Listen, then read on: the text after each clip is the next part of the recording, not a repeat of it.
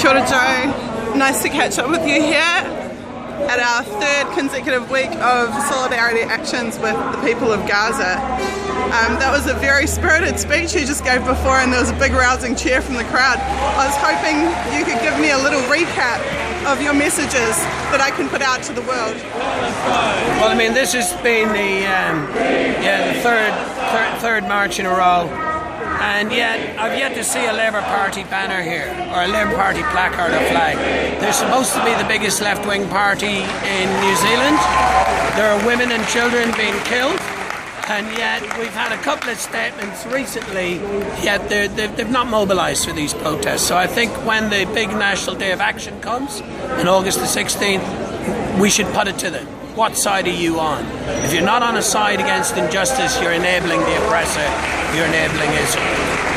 The second thing is that the unions are starting to move. We've seen Unite Union, we've seen First Union, we've seen people, individuals from other unions come. Now that has to change, and that will change August the 8th. The unions are going to organise a union response. But I don't think that should just be on paper. We should be following the example of unions abroad who've actually refused to touch Israeli produce. So what we start doing is we put a ban on Israeli goods. It can't come into the wharves. MUNs should refuse to touch any containers with Israeli produce on them.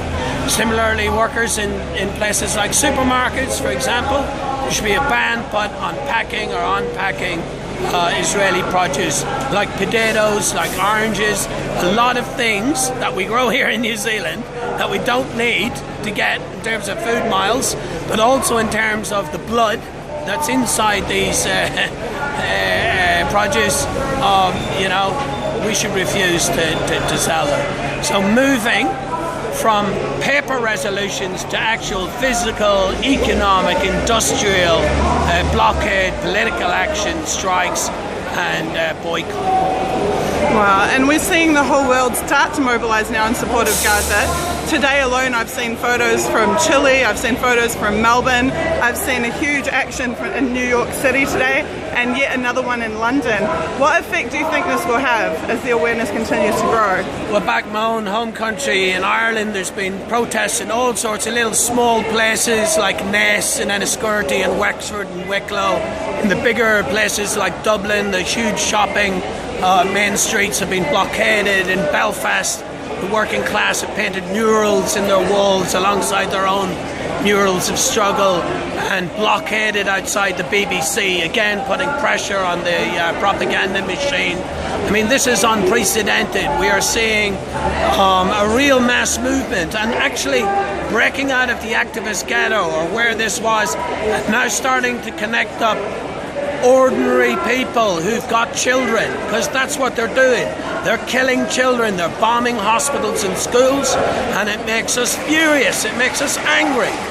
And this is where leadership is required. We need people to be leaders in unions or in political parties, because if they refuse to be, the people will lead this movement, and that's what we're seeing. Well, how do you think, with the election so close now, do you think that Labour Party is going to be able to come back from their slide, or do you think that their slide downwards can be attributed to David Cunliffe's economics background? I know that, like John Key, David Cunliffe also graduated with an economics degree from a prestigious Ivy League American university. Do you think that's a coincidence and that actually he's with the people, or do you think that his absence today shows that he is not? Well, I'd say this. Look, Mana, we're not afraid to put principles before votes. We've been here supporting the Palestinian people.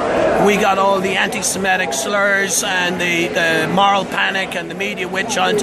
We said, look, if people want to burn a flag to protest, I'll tell you what, get angry about them burning children, right? That's what Israel's doing, burning children. Now, Mana has gone up in the polls because it's not afraid to have a backbone. The Green Party have come out time and time again, week after week, and they've said, if we're on the side of human rights and people, and they're not suffering. I think what people are seeing, that parties of the left that don't have a backbone, that don't fight for people abroad, are the same kind of parties that don't fight for people here. And people are getting tired of it. They want to see a fight back.